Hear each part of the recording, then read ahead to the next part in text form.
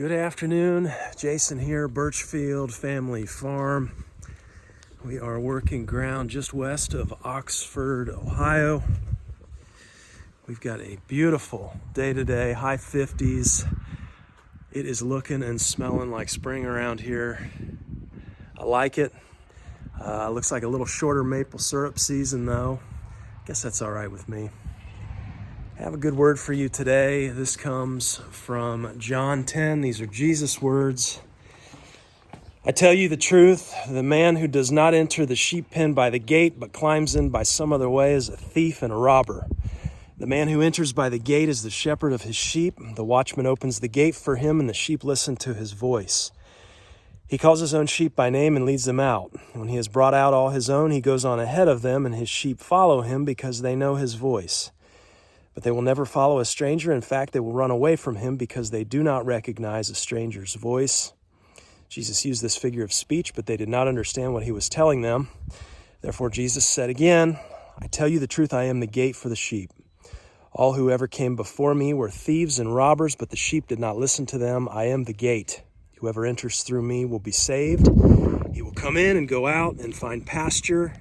The thief comes only to steal and kill and destroy. I have come that they may have life and have it to the full. I am the good shepherd. So today I wanted to do a video on our sheep, our St. Croix sheep, and I also wanted to talk about cover crops a little bit. Those of you who have been following us in the past know that our late winter, early spring routine for the garden is pretty unique. We like to run animals on the garden, and this serves several purposes, but we went away from tillage. We're no-till now, and we're able to put hay on our garden, bring the sheep in to eat that hay down, and then we run our egg-laying chickens once the sheep are done. And the chickens kind of harrow the ground. They're manuring, breaking things up, and just getting in there and kind of doing a little till for us. I love the concept of letting the animals do the work. And, normally on a normal garden where you're not going to use black plastic, putting hay down on a garden is not a good idea because you're putting down all kinds of weed seeds. Doesn't really apply to us though, because we come right behind the animals in the spring when we're ready to plant, right around Mother's Day, and we put that black plastic down, and that's going to keep all the weeds down. We had our best garden yet last year using these techniques, and so it's for those reasons. And then also the sheep, we're about 8 weeks from lambing.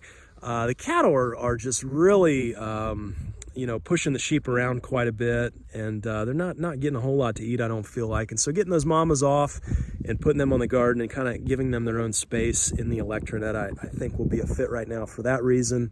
It's kind of interesting, you get to see out here exactly where the term bullying comes from. We've got a couple intact bulls, and they do exactly that. They push everybody else around, and it's just really unfair. But that's the way it is. So let's head up. We're going to run some electronet around the garden, and also talk a little bit about cover crops.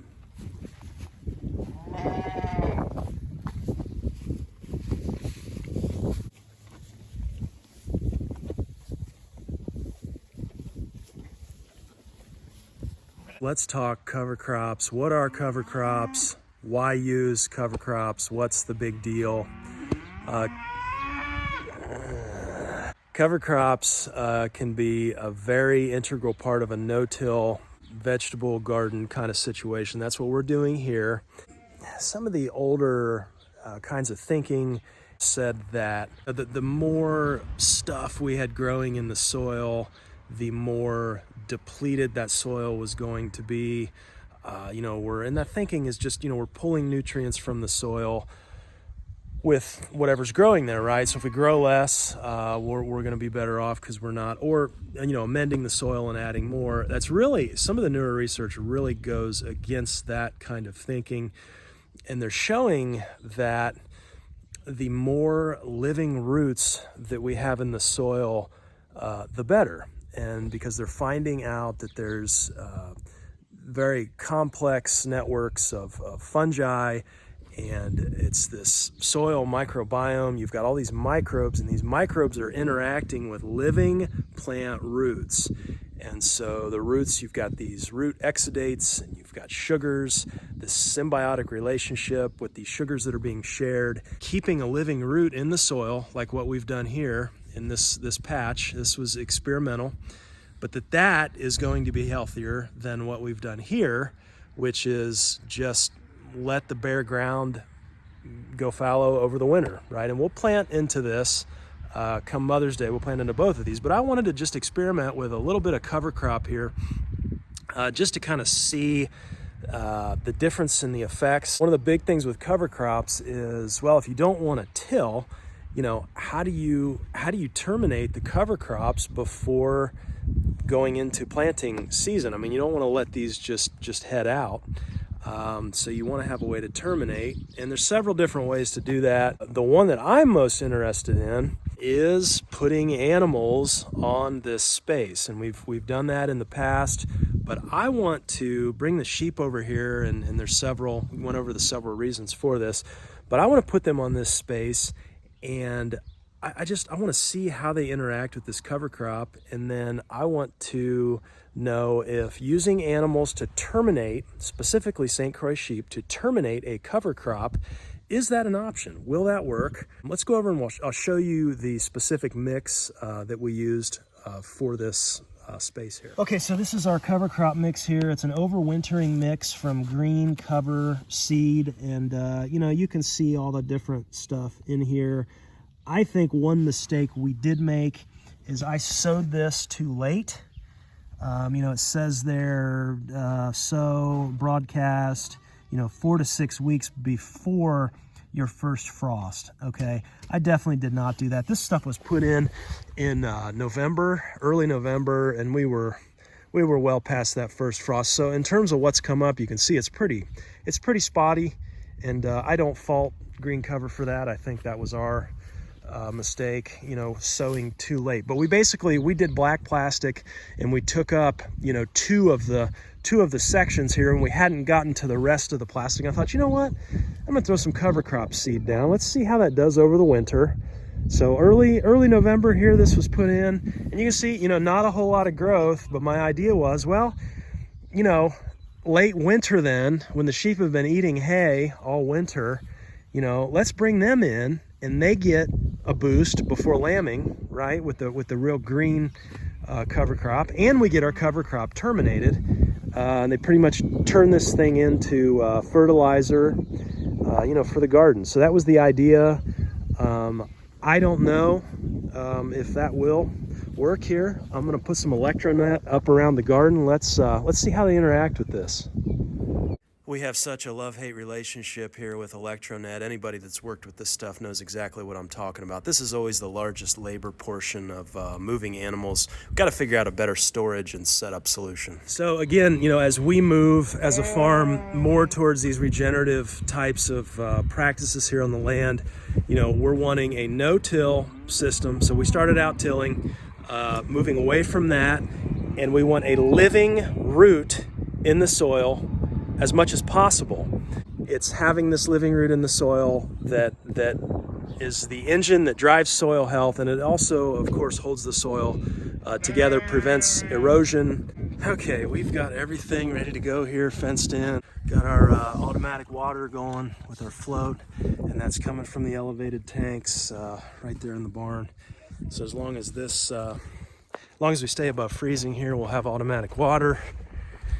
Let's run them, see how this goes. Okay, so this is our little walkway here, our little gate. We've got the electronet on both sides. I'll try and open that up and run them in. Ready, Sammer? All right, boy. Run those sheep. Here they come. Okay, stopping for a grass snack here. Nope, not this way. Not this way. Oh boy. Nope. There we go.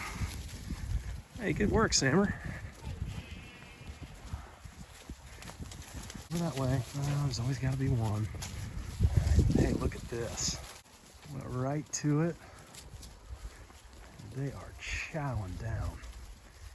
Good grief. Here comes the ram. Wow.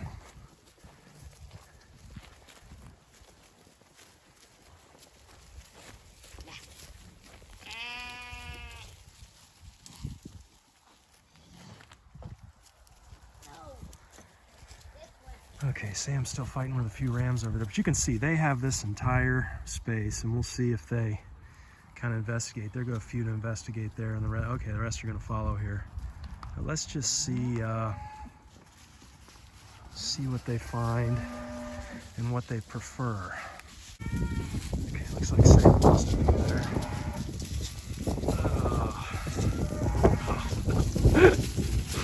Good catch.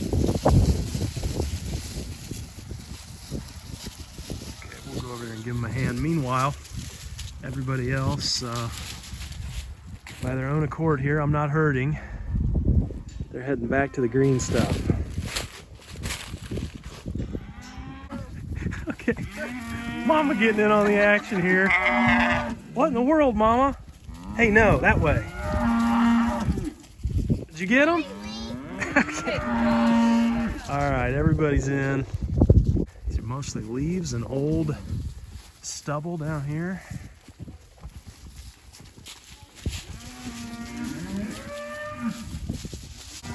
Cattle, you can hear, are not happy about this. They're miffed. They know the sheep are getting something they're not. But you know, it's about time. These sheep have been bullied all winter, and need to get some good stuff in them here for lambing. About 8 weeks away. We're gonna do a tax day lambing, should be this year, so right on about 2 months, 8 weeks. You can see some of these mamas starting to get pretty big. There's a big one there. Let's see, who's that? Elsa, that's Elsa. She's out of mama. She's a good one. They're all good. Okay, so a few left over there, but they're eating some of this stubble over here. So anything green, they're going for anything green right now and chowing it. So here they come back, and looks like they're gonna pretty well land on this stuff. Gosh, look how big she is. Woo. Hanging down.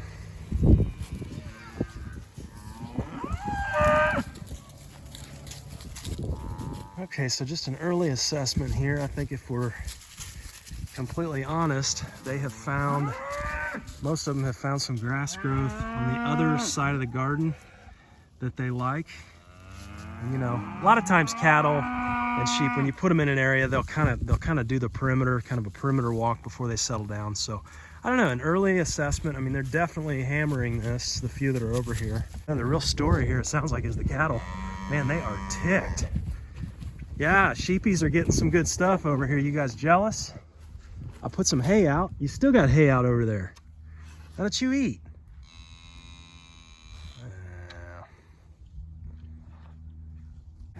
Okay, so I just got done with that last snippet. Looked over here, and they're pretty much all back. There's a few at that far side, but they're looks like definitely preferring this mix here, though they are at the edge eating. That would be the straight grass at the edge there. All right, so pretty tough to say here definitively on if a small ruminant like St. Croix sheep will terminate a cover crop. I believe if we give it a little time here that they will, especially when they get hungry enough. They're gonna nail this stuff. Let's check back in a little bit later and I'll give you an update. Okay, it is the next day here in our cover crop sheep garden experiment. Look at this. I'll take you in there and show you a closer view, but they have absolutely annihilated this. Been about 22 hours now, so not quite 24 hours, not quite a full day. I'm just, I'm tickled pink with that. Let's head in and take a close look here. Okay, so here is the section. I mean, you can barely see where they've been. They've got this eaten down. I mean, this is just eaten down, and you can see the crowns. You know, the crowns and the roots are still in there, but they've annihilated this stuff. It's gone. Nice work, guys. Nice work.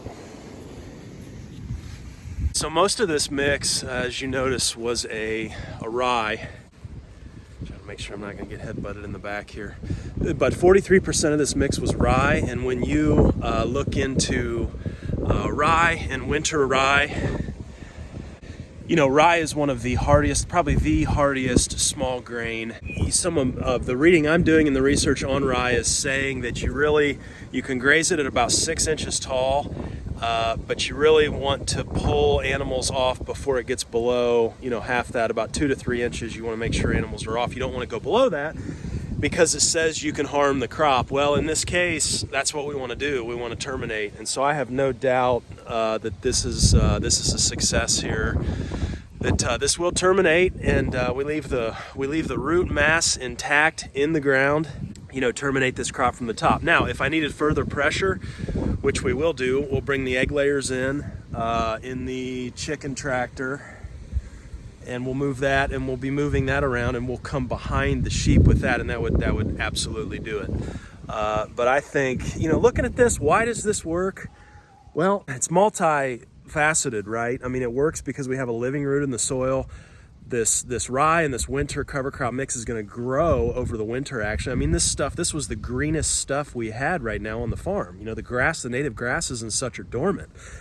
So this is growing over the winter, and then it also provides additional health for the sheep who are growing those babies in there right now. And you know, they've got that nutrition this time of year, very green, lush stuff. You know, this works all the way around. You know, some of my questions right now, you know, could this be done on a larger scale, sown into even perennial pasture, and then grazing those perennial pastures, kind of like that first hit in the spring before everything else comes on. You know, I think that would be an option. You know, obviously with seeing that little strip just annihilated in less than 24 hours, you know, we would want some more space to have this stuff in. But anyhow, this one's a success, guys. Terminating cover crops, winter cover crops here with St. Croix sheep.